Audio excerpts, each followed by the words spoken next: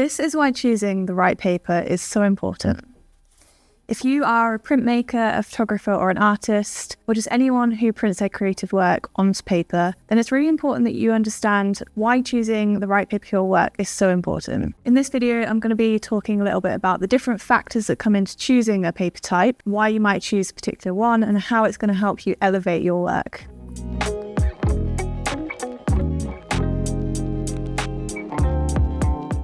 So the first factor that you really need to consider when choosing a paper type is the kind of coating that you want to go for. So that means whether it's glossy, satin, or matte. So we often say that paper choice is down to personal preference, which is still true, but these different surfaces do tend to have different end uses and different subjects that they are more suitable for. So it's always a good place to start is by narrowing down, do I want a gloss? Do I want a matte? Because then that's going to vastly narrow down your options when it comes to choosing which paper you want to use. So the option that I showed you at the start was actually a plain paper versus a fine art variety paper, just to demonstrate how much impact the paper choice can actually have. You know, a lot of people don't know much about paper and just think, oh, well, you just got a choice of gloss or matte. And they'll just go find the cheapest option they can at their local supermarket or on Amazon, not realizing that you're not actually going to get very good results from that. This is very thin, it doesn't feel good, it doesn't look good. Whereas choosing a paper like the Variety Rag from the Permajet range, the results are just far more professional, they look great, and it's something that you'd be really proud to print. So going back to how do you choose which surface you want to go for? So we tend to recommend that gloss is better for punchy, vibrant subjects. One of the downsides of gloss is obviously that it has a glossy surface, so it can be quite distracting. So if you're looking to frame your work or exhibit it, then it's not always going to be the best choice because you're going to get that light reflecting off of the surface, which isn't really ideal for something that's being displayed. However, it is really good for, as I said, vibrant, punchy subjects. That's where it kind of shines, forgive the pun. It's also very sharp, it has a lot of contrast. So if you're printing something that is, a glossy advertising image or something that's got lots of colour in it, then this might be something you want to consider. It's also one of the cheaper options. So it's great for everyday photos, holiday photos, that kind of thing. It is a very versatile, robust paper type. On the other end of the scale from that, we have matte papers. Now, matte papers come in quite a wide range of surface types, surprisingly. So you can get very, very smooth, velvety matte papers, but you can also get very heavily textured matte papers. So again, we'll come on to this later, but that will be a deciding factor depending on what kind of thing you're printing. But the benefits of matte is that you don't get any surface glare on it. So if you're sticking it up on a wall and exhibiting it, people aren't going to see a distracting glare. It also is really great for just adding a bit more depth to an image because, again, you're not getting that distraction, so it kind of draws you in a little bit more. So it's perfect for fine art photography, something that wants to have a bit more feeling to it. One of the downsides of matte papers is that they are a bit flatter, just naturally due to the materials and the way they're made and the surface type in comparison to gloss. So as you'll see, the blacks in this image are much flatter than on the gloss. This may sound like a bad thing, but it's not always, because sometimes with an image like this one, which is more of a fine arty type image, you might not want it to be super contrasty and punchy. You might actually want it to have a bit more of a subdued, soft feeling.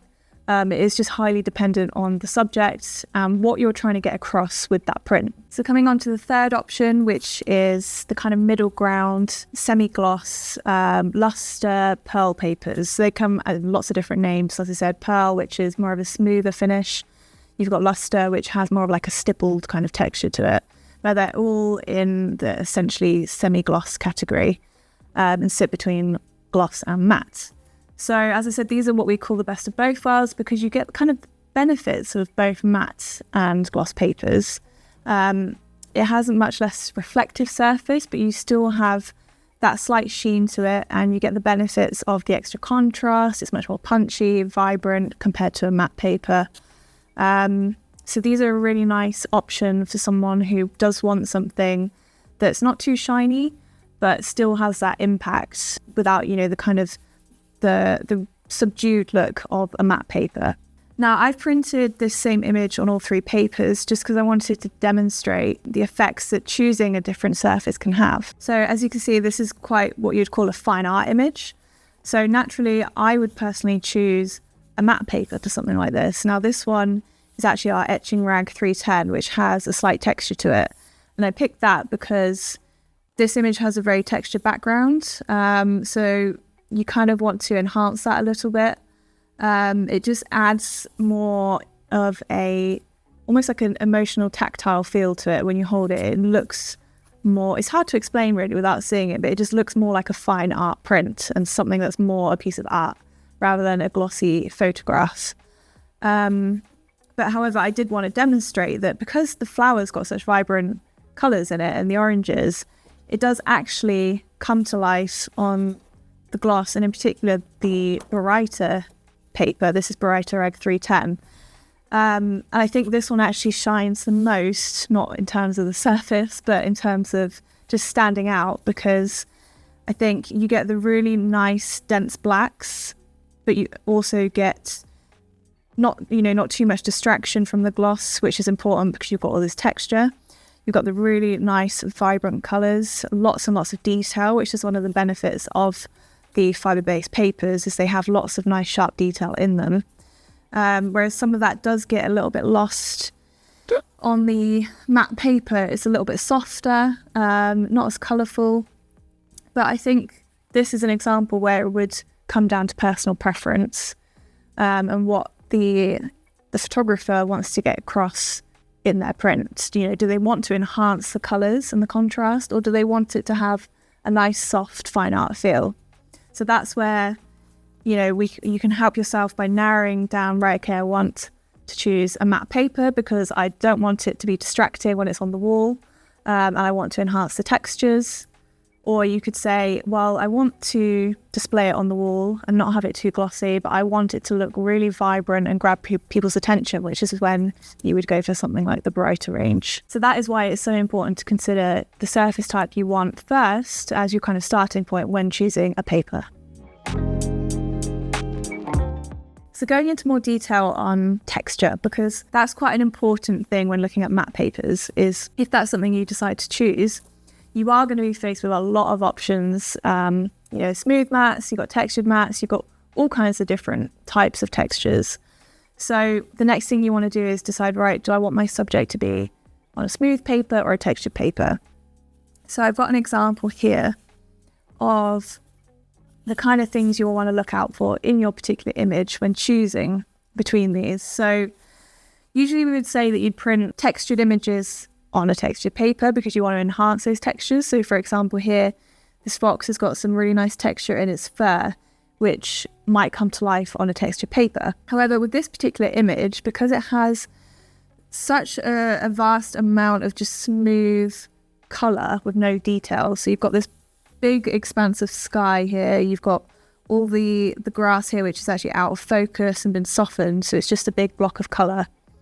So I find with this image, actually the texture is very distracting, because you can really, although you can't see it in a distracting way on the fox, in the sky and in the grass, all you can see when you look at it is the texture of the paper. So it almost detracts from the image, which is not what we want.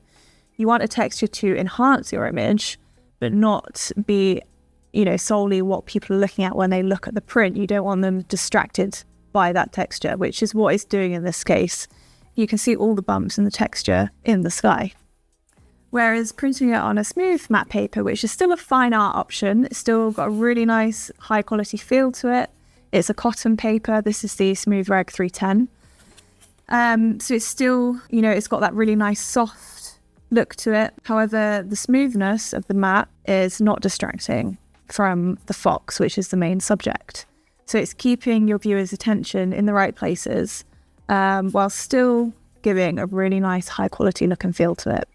So that's something to remember when you're choosing between smooth matte papers and textured matte papers, is what do I want to enhance in the image? What do I want to highlight? What do I want to bring attention to? If it's something like this, which is an art piece, then that's where using a heavily textured paper like Watercolor Rag 310 can really be beneficial, because in this case, you've got so much going on in the image, you've got lots of textures, you've got lots of paint marks. So using a textured paper is adding to that feel. It almost gives it a bit more of a 3D look, like an actual art piece, which is what we want. You don't want someone to look at it and just see the texture. You want them to look at the image and have the texture of the paper bring the image to life. So another important factor that you're going to need to consider is the weight of the paper, which is called GSM, which stands for grams per square metre. So what you'll need to consider when choosing a paper is if your printer can actually handle the weight of the paper. There are a lot of small desktop inkjet printers that can't handle anything over, for example, 300 GSM. So that's going to automatically rule out quite a few options for you. If your printer can handle any weight of paper, then really it doesn't matter too much, but it of course depends on what you're using your prints for. So if you're doing an album or a book, you might want to consider the weight, if you want it to feel thick and heavy, or if you want it to be a bit thinner and easier to flip. That's going to be something that you'll have to think about. If you're framing your print, it's not always going to be important, but if it's, something that's going to be held like in a competition, or if you're giving someone a print, you might want to consider the feel of the paper in hand, because having something like this 310 GSM smooth rag paper, it feels really nice. It feels really weighty. It's not thin and flimsy like the plain paper print that we had earlier, which, it has no weight to it. It's probably about 80 GSM, if that. It feels cheap. It doesn't look great.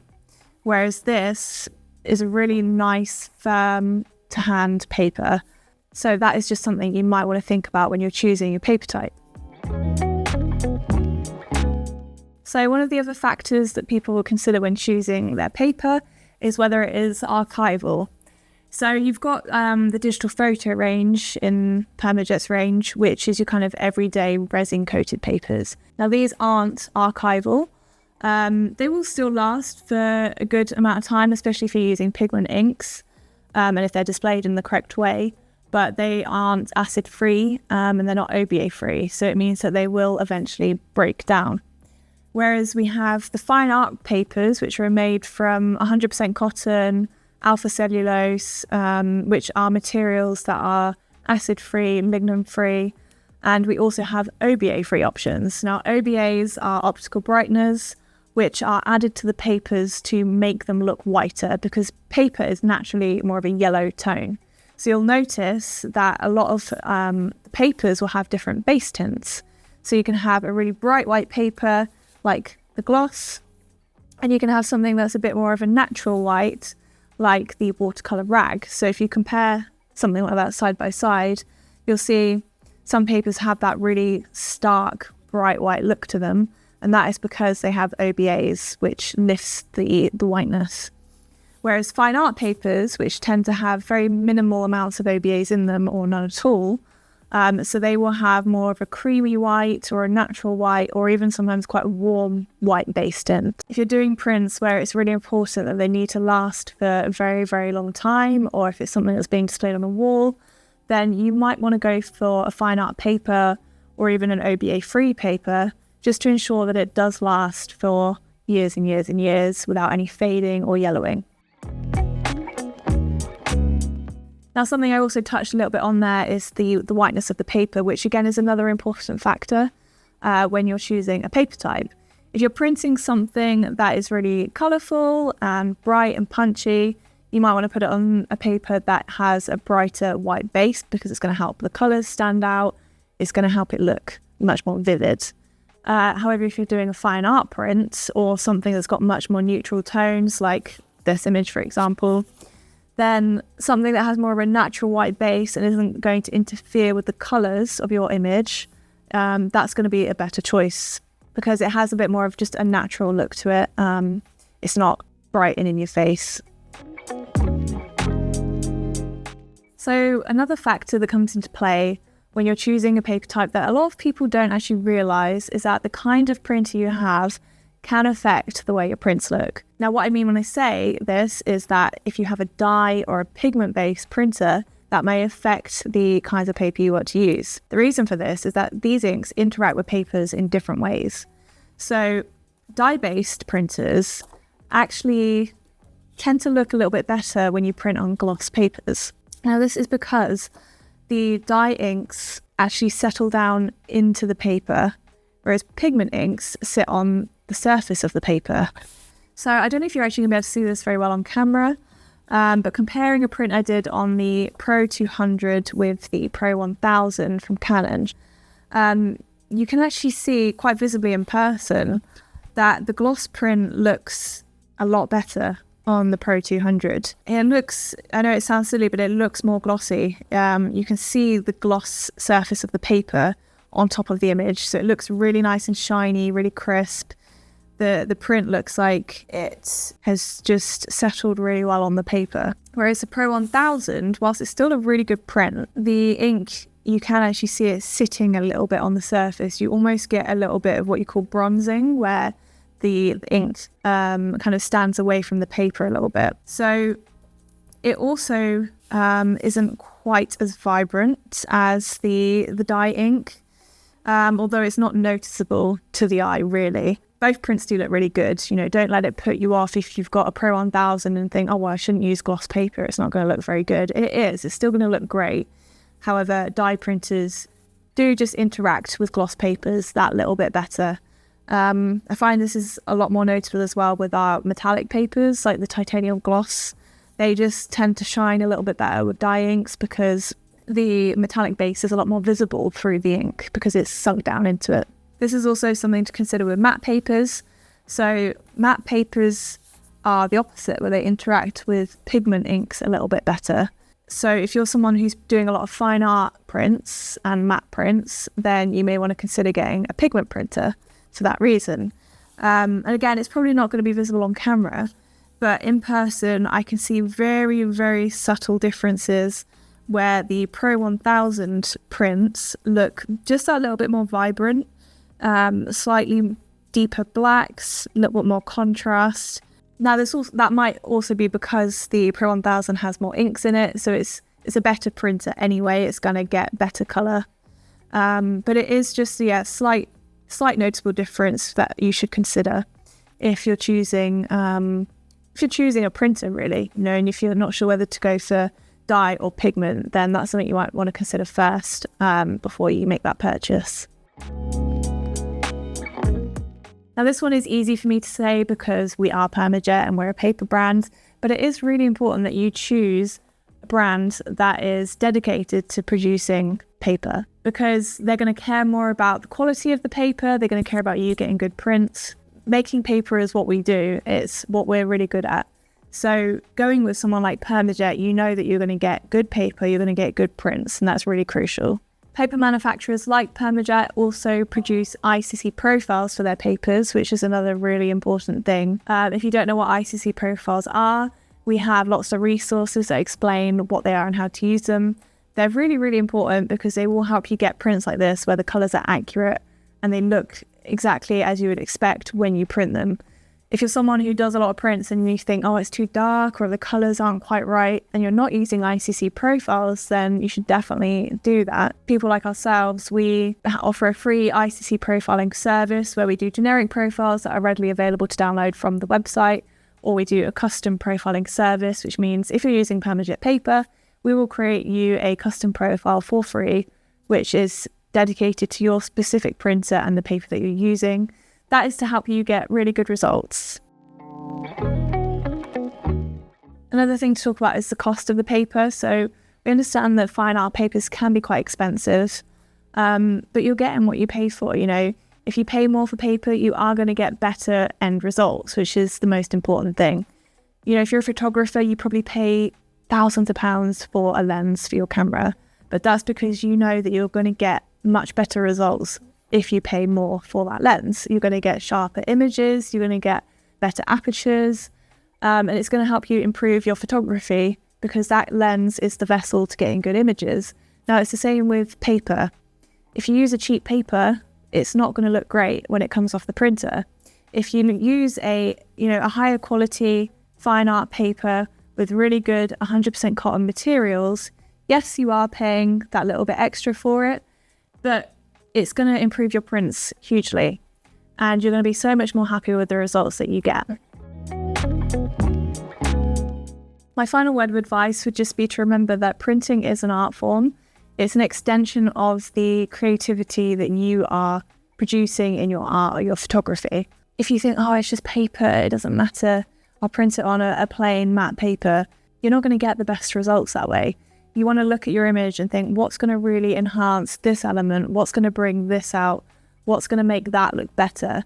You know, if you consider an artist, they could choose between watercolor paints or oil paints. They're going to choose the one that is going to enhance whatever it is they're trying to produce. It's the same with paper, you know, if you choose a gloss or a textured matte, you're going to get completely different results. You're going to bring out different elements of the image. And that is the art of printing. That is why it's so important to choose the right paper type. Now, if you're still not sure about which paper to choose, we have a really helpful resource called The Knowledge. We actually have 2 of them. They're free ebooks. One of them talks all about the different paper types in the permajet range, you know, all the things I've discussed today about different factors you need to consider when choosing a paper, and it helps you narrow down which paper you might want to choose for your particular images. So that's something I definitely recommend downloading. If you're also stuck with print settings, knowing what to do when it comes to printing, we have volume 2 of The Knowledge, which is a step-by-step guide to printing. So it talks you through everything from monitor calibration all the way through to what settings to use in Photoshop. So these are available from the Permajet website. You can download them for free, as I said, and they should hopefully help you get better prints.